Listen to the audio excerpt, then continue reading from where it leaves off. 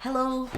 Hello, hi, welcome. I'm so glad you're here. Today we are looking at my decorated 2024 reading journal. I've got it right here, and I'm going to switch to the top down camera so that you can have a better look at the pages, and we'll chat as we go through. So, thank you, thank you, thank you.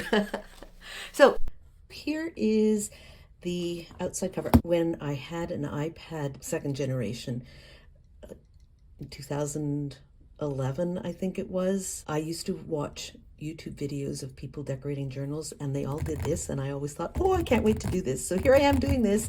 Yay. A bit of glare on this shiny sticker on the cover. This is a Fabriano notebook that I've had for a really long time, and when I said I was going to do a reading journal, I thought, oh, I'm going to buy a new journal. And my daughter said, no, remember, you can't. Well, here I am. Oh, that's a loud cracking sound. So here's my collage front page. I wonder if I can get this a little closer. There you go. Yeah. So I have Reading Journal 2024 2 because you know what, I'll probably end up using this for 2025 and maybe even 2026. I've got a lot of paper in here and love doing collage. So here's my title page, and then I have another collage on this side with this. I cut out of a magazine ages ago and I've hung on to it, and look at that, it looks so awesome. Table of contents. So I just made this myself. The pages in this notebook are just dot grid, so it's versatile and useful. And so 2024 tracker. I like a table of contents. I like being able to see where things are at. I don't have a whole lot of stuff in here yet, but as I progress, I will add to it. Book tracker 2024, book tracker 2025. So far, I have read 13 books, and down here, I just put the number for the month. So I can get closer. There we go. You can see that better. 6 for January, 7 for February so far. And my primary math skills are really awesome, and I know that adds up to 13. So that's what I'll do. I'll use a different color for each month and then just write the total number in here. My rule is that if I start a book in one month but finish it in the next month, it counts for the next month. So I have a book right now that I started in February, but I'm not done, so there you go. Just a little bit of washi on the bottom. My daughter is the very talented letter artist. And I said, Jessica, can you do this for me? And she said, yes, Mom.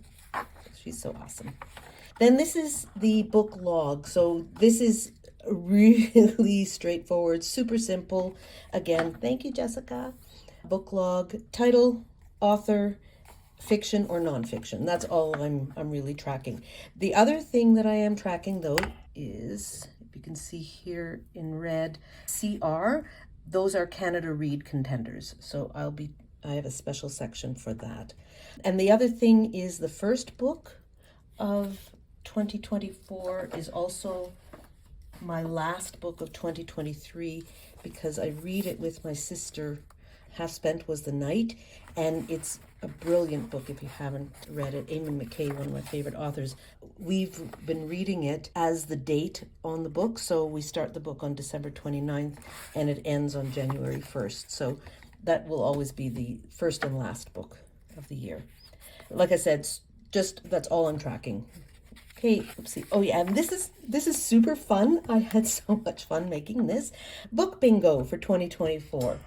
And some of these are just general. There's, of course, a free space in here, but some of them are very specific to me. So from one of the book topics, international relations that is not Europe in the 20th century. So this is stretching for me because I almost always read my nonfiction are almost always set around the time of World War I, World War II, interwar years, Cold War, those sorts of things. So I'm going to stretch myself. And actually I was thinking that maybe I really don't know a heck of a lot about South American politics, and that might be something that I want to look for here. So I've got a book with a number and a title, an anthology, book adapted for TV, suggested from a friend, local author, memoir, book I own but not yet read, A book recommendation from Fold, Fold. That's the Festival of Literary Diversity that takes place every year in May, and it's a virtual literary festival. And I almost always come away with at least 10 new authors that I want to read, so that'll be fun. Indigenous author and award winner, found in the little free library. There are so many free libraries in my neighborhood, and I've donated lots, but I've never taken any, so I'm going to see about a book that I find there, so that'll be awesome. Book from a translation. And I decided that a bingo needs prizes. I haven't decided yet on the prizes, but we should get a prize for a line, for 4 corners. I modeled this after the bingo scratch tickets that I love using, an X, and a total blackout. So this is going to have to be a big one. So maybe a special facial or something like that. Okay.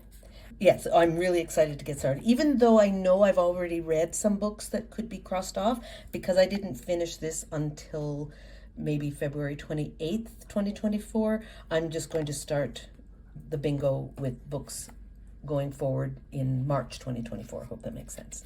Okay, super fun. I love these little stickers too. Then extra blank page if I want to do another bingo. And then this is my cover page for the Canada Reads section of my reading journal.